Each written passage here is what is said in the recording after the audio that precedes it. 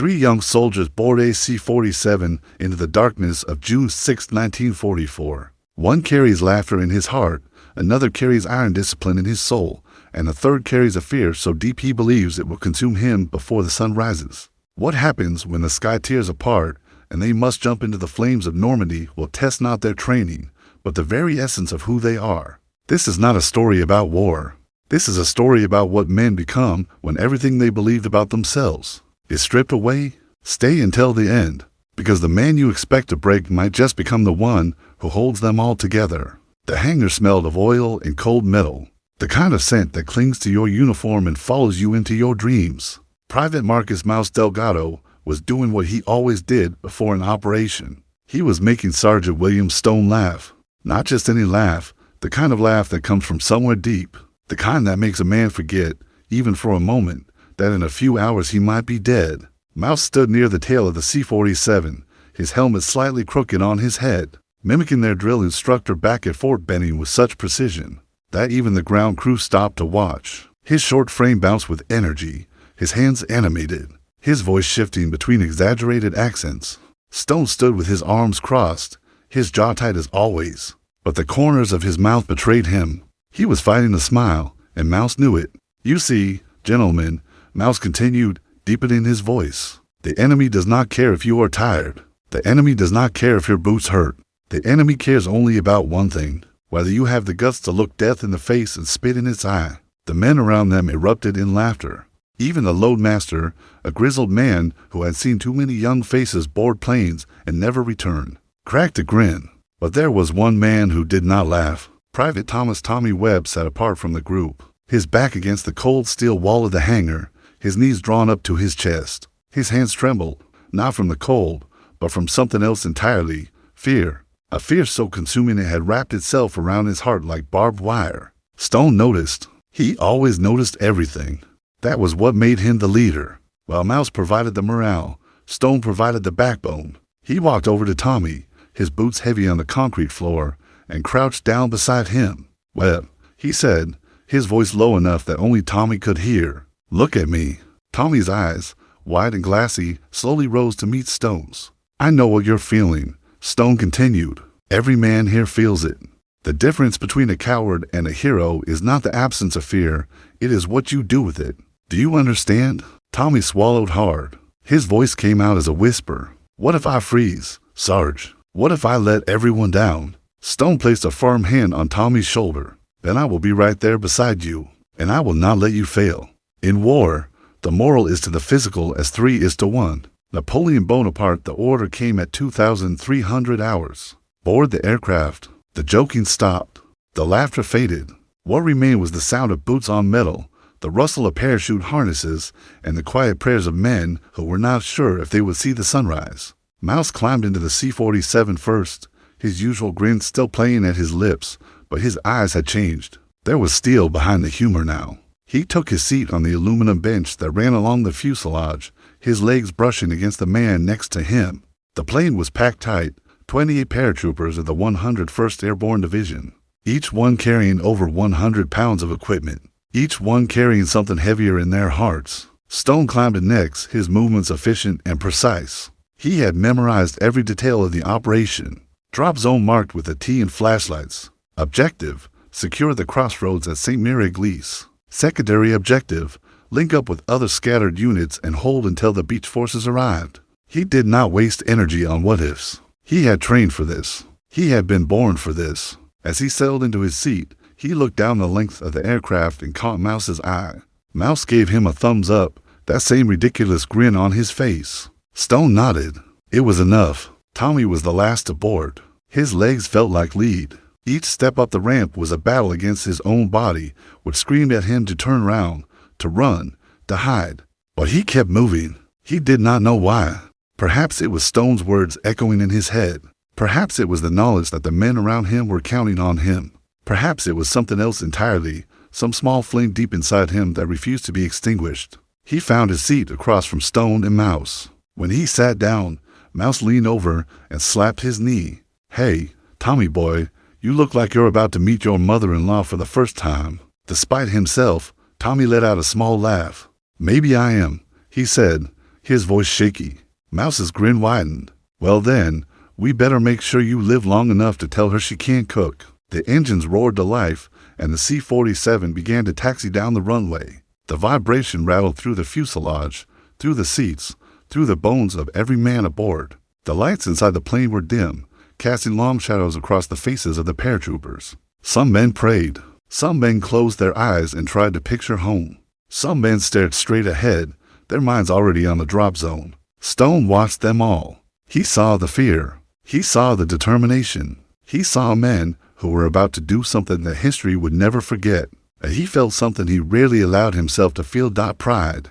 Courage is not the absence of fear, but rather the judgment that something else is more important than fear. Ambrose Red Moon, the plane lifted off the runway and climbed into the night sky.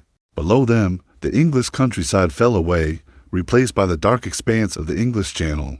Somewhere out there, on the beaches codenamed Utah, Omaha, Gold, Juneau, and Sword, thousands of other young men were preparing to make their own assault, but for now, it was just them, 28 men in a metal tube, flying toward destiny. The first are passed in relative calm. Mouse managed to get a few more laughs out of the men with his impressions, though even his energy was beginning to fade. The constant drone of the engines, the cramped quarters, the weight of the unknown pressed down on them all. Tommy had stopped trembling, but his hands were clenched so tight around his rifle strap that his knuckles were white. And then it happened. Without warning, the plane lurched violently to the left. Men were thrown against each other, equipment scattered across the floor. The lights flickered. The engine screamed. Stone grabbed the overhead cable to steady himself, his eyes immediately going to the cockpit door. Through the small window, he could see the pilots fighting with the controls, their faces illuminated by the glow of the instrument panels. "Flak!" someone shouted. "We're taking flak." The world outside the windows had come alive with fire. Bright orange bursts of anti-aircraft fire exploded all around them, each one close enough to rattle the airframe. The plane shook like a wounded animal. Shrapnel tore through the fuselage, leaving jagged holes that let in the cold night air. Mouse's grin had vanished. In its place was something Stone had never seen before, not fear exactly, but intense focus. The joking was gone. The performer had become a soldier. He was already checking his equipment, making sure his weapon was secure, his parachute strapped tight. Stone felt a surge of respect for the small man. When it mattered, Mouse was ready, but Tommy was not. The turbulence and the explosions had shattered whatever composure he had managed to build. He was frozen in his seat, his eyes wide, his mouth moving in silent prayer. His hands were shaking so badly he could barely hold his rifle.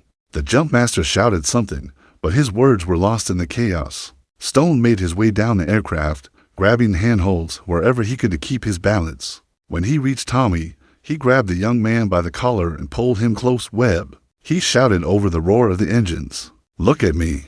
We are going to jump, and we are going to complete this mission. You are going to stand up, hook up, and follow me out that door. Do you understand?" Tommy's eyes were wild, unfocused.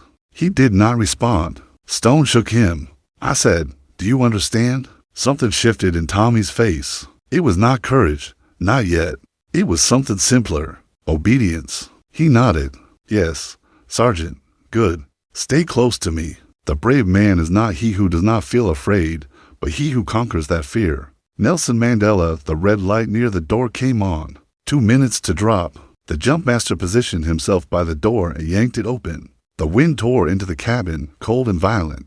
Below, the landscape of Normandy was shrouded in darkness, punctuated by the flashes of explosions and the distant glow of fires. It looked like the mouth of hell. The men stood up and hooked their static lines to the overhead cable. One by one, they shuffled toward the door, their faces grim but determined. Mouse was near the front of the line. He turned back and caught Tommy's eye. "See you on the ground, brother," he shouted. Then he was gone, swallowed by the night. Stone was next. He paused at the door for just a fraction of a second, looking out at the chaos below. Then he jumped. The wind hit him like a fist, spinning him for a moment before his parachute deployed with a violent jerk. He looked up, saw the silk canopy above him, and felt a moment of pure exhilaration. He was alive. He was falling into enemy territory, and he was exactly where he was supposed to be.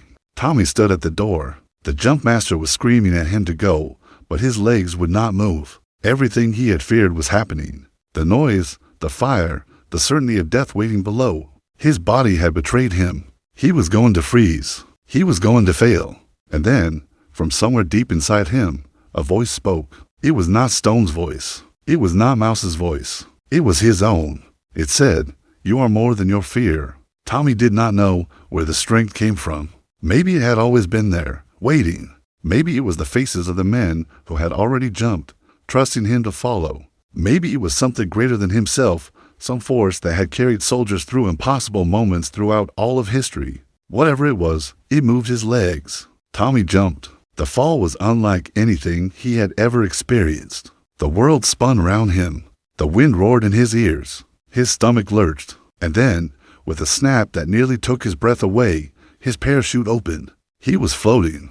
Below him, the fields of Normandy spread out like a dark patchwork quilt. He could see flashes of gunfire, hear the distant crackle of battle, and he realized something that would change him forever. He was not afraid anymore. The fear was still there, somewhere in the back of his mind, but it no longer controlled him. He had jumped. He had done the impossible.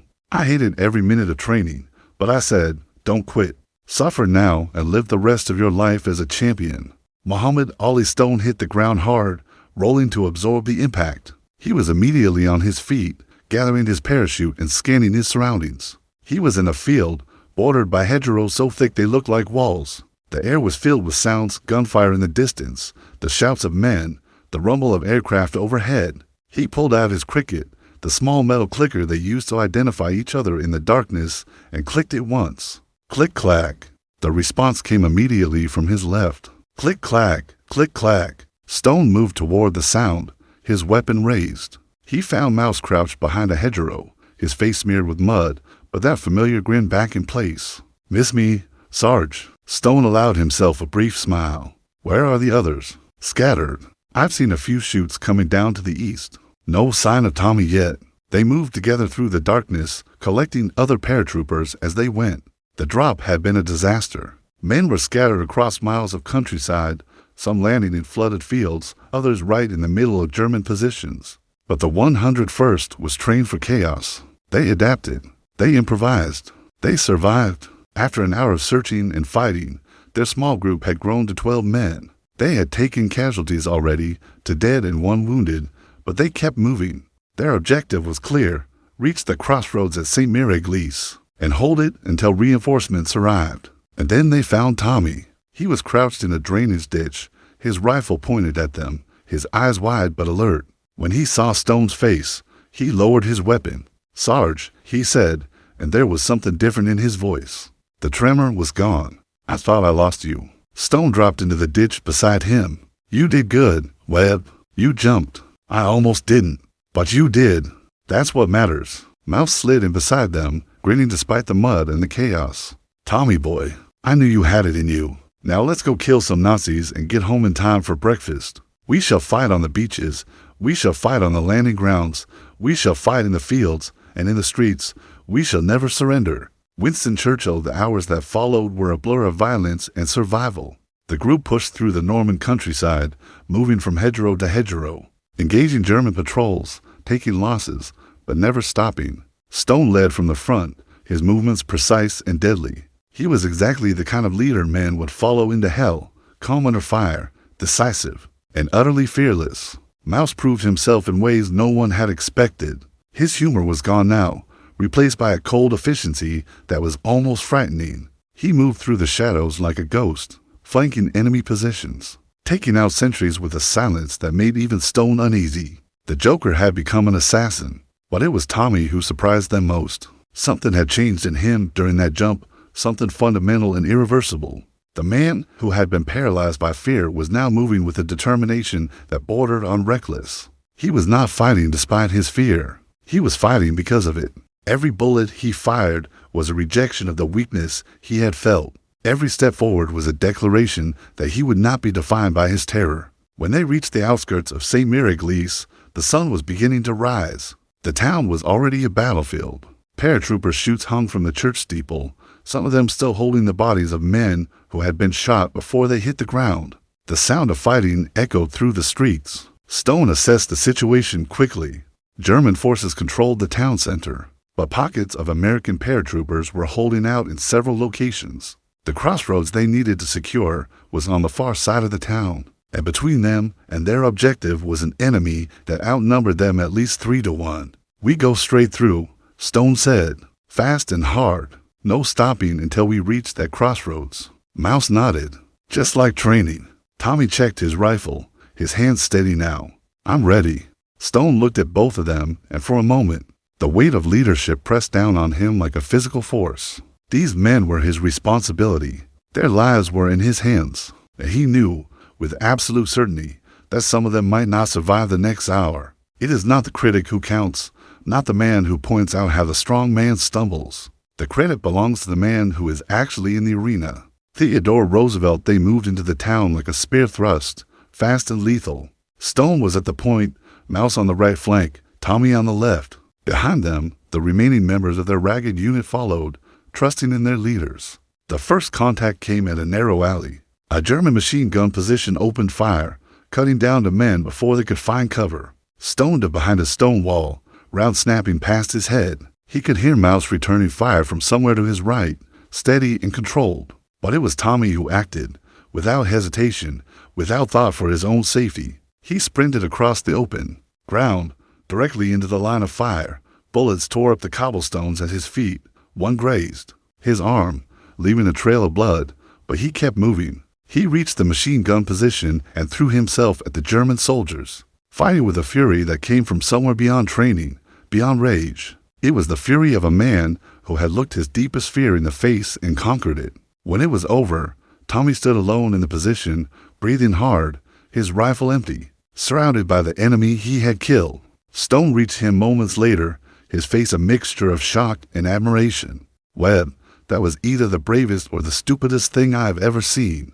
Tommy looked at him, and for the first time since Stone had known him, there was no fear in his eyes. "It was both, Sarge. It was both." The battle for the crossroads lasted until midday.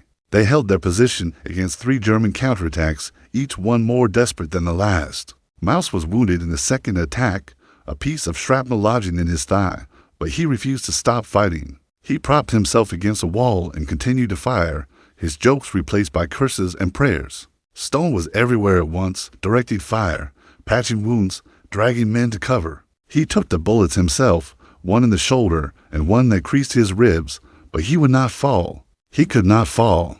His men needed him. Every man is scared in his first battle. If he says he's not, he's a liar. George S. Patton and Tommy. Tommy became something none of them had expected. He moved through the battle like a man possessed, not with recklessness, but with a cold, calculating courage that inspired everyone around him. When younger soldiers froze under fire, it was Tommy who got them moving again. When positions seemed ready to collapse, it was Tommy who held them together. The coward had become the hero, not because he was no longer afraid, but because he had learned that fear was not his enemy. It was his fuel. As the third counterattack faltered and the German forces began to retreat, a distant sound reached their ears. Engines, American engines. The tanks were coming. The beach forces had broken through. Stone allowed himself to slump against the wall of a ruined building. His body was screaming with pain, but he could not stop the smile that spread across his face. They had done it. Against all odds, against every expectation, they had held. Mouse limped over and collapsed beside him. "Well, Sarge," he said, his voice weak, but still carrying a hint of that old humor. "I think we earned that breakfast." Tommy approached them, his uniform torn and blood-stained, his face marked by battle and transformation. He looked at both of them, the men who had carried him through his darkest hour, and he spoke the only words that mattered. "Thank you."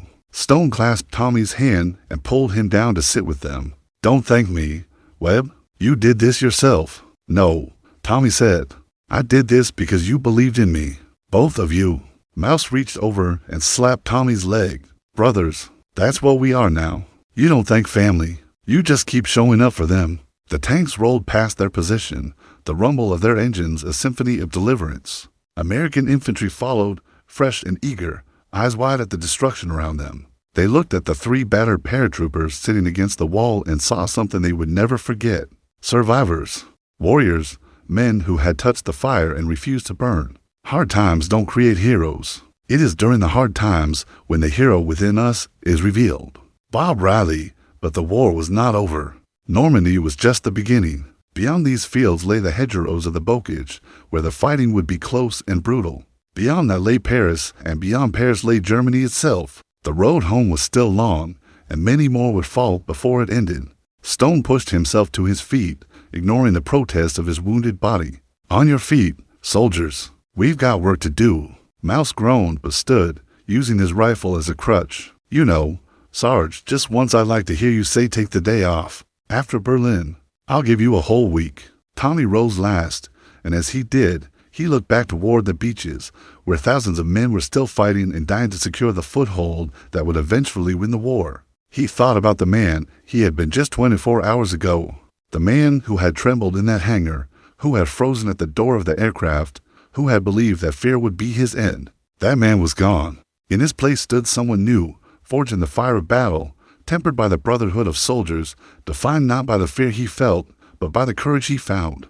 As the three of them moved out, following the advance into the heart of France, Tommy understood something that would stay with him for the rest of his life. Courage is not a moment. It is a choice you make again and again, every time the fear returns, every time the darkness threatens to consume you. And as long as you keep choosing to stand, to fight, to move forward, you are never truly defeated. They've got us surrounded again, the poor bastards. Unknown paratrooper, 101st Airborne, the sun rose higher over Normandy, burning away the smoke of battle, illuminating a landscape forever changed. Somewhere ahead, more fighting waited, more loss, more sacrifice, but also more brotherhood, more moments of impossible courage, more proof that ordinary men, when pushed to their limits, can become extraordinary. Mouse started humming a tune as they walked, and despite everything, despite the pain and the loss and the horrors they had witnessed, Stone and Tommy found themselves smiling. Because they were alive, because they were together, because the war had tried to break them, and they had refused to break. And somewhere in the distance, beyond the hedgerows and the villages and the battles yet to come, home was waiting. Not just a place, but an idea. A dream worth fighting for. A future worth surviving for. They marched toward it together, three men who had laughed before boarding that plane, who had fallen into the darkness of war, and who had emerged as something more than they had ever imagined they could be. The story does not end here. It cannot end here. Because as long as there are men who choose courage over comfort, who stand for something greater than themselves, who refuse to let fear define their destiny, the story continues. It lives on in every soldier who faces the impossible. It echoes in every heartbeat of those who dare to dream of victory. Three men boarded that plane carrying laughter, discipline, and fear. What they found in the skies over Normandy and in the fields below was something far more powerful than any weapon they carried. They found themselves. They found each other. They found the truth that every warrior knows, but few can speak. That the moment you stop running from your fear is the moment you truly begin to live. If you have stayed until the end, then you understand. You understand that this story is not about war. It is about the war within. The battle we all fight. The choice we all must make. To surrender or to rise. To break or to become unbreakable. The question is not whether you have fear. The question is what you will do when fear comes for you. These three men gave their answer in the skies over France. What will yours be? We are what we repeatedly do. Excellence, then, is not an act, but a habit. Aristotle.